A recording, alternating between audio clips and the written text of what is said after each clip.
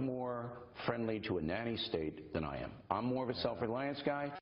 You're more of a big government will solve your problems guy. That's it. And I disagree with that, because I think that what used to be considered sensible, we now somehow label as liberal. Think about it. Social Security, Medicare. But you're paying to that. It's the freebies that are the problem. What freebies are we talking about? The welfare actually is worth less now than it was 20, 30. It's worth less than it was under Ronald Reagan. It remains that suicidal elephant in the American economic room, Social Security. For while it no doubt helps those in need at certain times of their life, it also is one of, if not the, driving force behind the brick wall of bankruptcy America's driving into. And sooner or later, harsh action will have to be taken to fix it. Or perhaps something more drastic. The new book is titled Rooseveltcare, and it comes with a controversial idea: toss Social Security completely and start anew. Welcome into MidPoint, the author of Rooseveltcare and also author of the national bestseller Free Market Revolution. Don Watkins joins us today. Don, thank you so much for being with us on MidPoint. Great to be here. Don, you're going to have a lot of people upset, and there's going to be people throwing things at the computer and the television screen right now as we speak to even think about getting rid of their Social Security. So before we get to that, set the basis on why we have to get rid of it, why it simply, in your opinion, is not an option to keep. Well, certainly something is going to have to change, because the promises that we've made are totally unsustainable. That is, Social Security faces a $23 trillion shortfall over the long term. And so something is going to have to change. Either taxes are going to have to go up, or people's handouts are going to have to be reduced, or a combination of both. So we really need to re-examine, is Social Security a good thing in the first place? And what I argue in the book is that we would have all been better off if this program had never been created in the first place.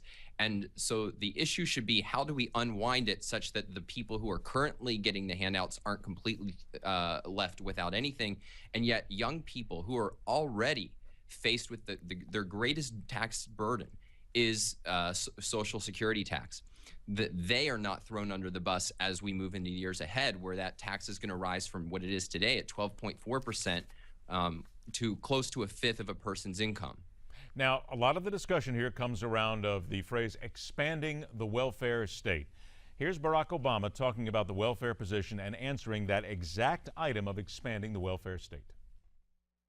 We have not massively expanded the welfare state. That's just not true. When you take a look at it, actually, that the levers of support that we provide to folks who are willing to work hard are not that different than they were 30 years ago, 40 years ago, 50 years ago.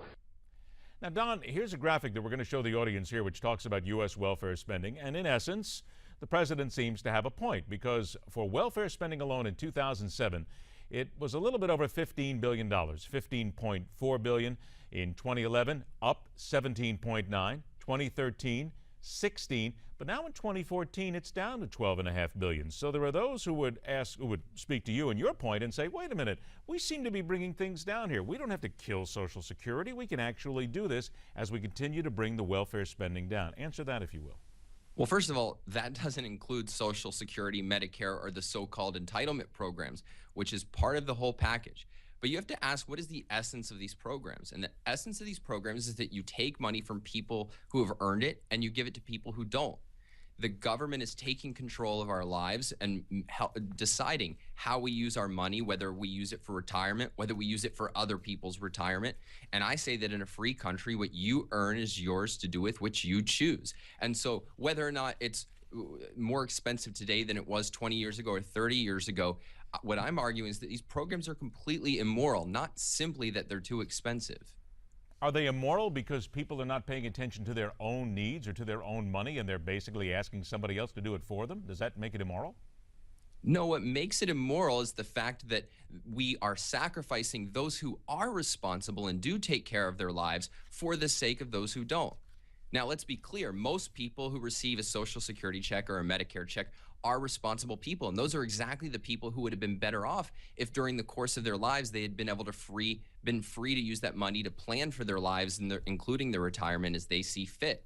But the whole premise of these programs is that because some people wouldn't or couldn't do that, no, they have to be sacrificed. They have to set aside their hopes and dreams in order to serve others. And I think that is what's wrong, because the whole essence of America is that your life belongs to you and you get to prepare for your future the way that you judge best. 2 minutes we have left here. Would you not agree, though, that if you just drop Social Security completely, bang, gone, out, see you, have a nice day, you have things like millennials who will not have money to retire for Social Security. You will have seniors who are worried about their retirement. You will have so many people who right now are dependent on Social Security, who must have it just to live on a day-to-day basis, that you simply can't get rid of it. You mentioned the phrase unwind a little bit earlier. Don't you have to unwind this, though, and fix it instead of just dropping it? Because it would be a disaster for some people, would it not?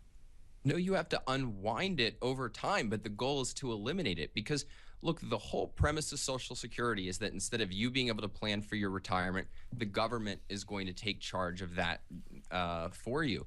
And contrary to millennials being unable to retire, they're the ones who are going to be hurt the most. We face a welfare state crisis of upwards of $200 trillion in unfunded liabilities. That is going to all fall on the shoulders of my generation and my child's generation. And that is completely immoral. Keep these programs afloat is immoral. That what you want is a free country where everybody can support their own lives, and then voluntarily help the people and causes they care about. And part of what my book focuses on is historically, before we had a welfare state, this worked incredibly well, to the point where the fewer than 10% of the elderly were dependent, even in part, on private charity or government handouts. And I think that is a moral system, not one in which all of us are sacrificed into this one-size-fits-all bureaucratic scheme. I have about 30 seconds left. In your concept, then, in getting rid of it, what would replace it, and how long would it take? Well, what would replace it is freedom, and we can debate then. Nothing else. It'd be absolutely no program whatsoever. Well, no, there'd be private voluntary programs. There'd be investment vehicles. There'd be savings vehicles. There'd be all sorts of insurance and so on. But no government scheme telling you what you can do with your own money and your own life.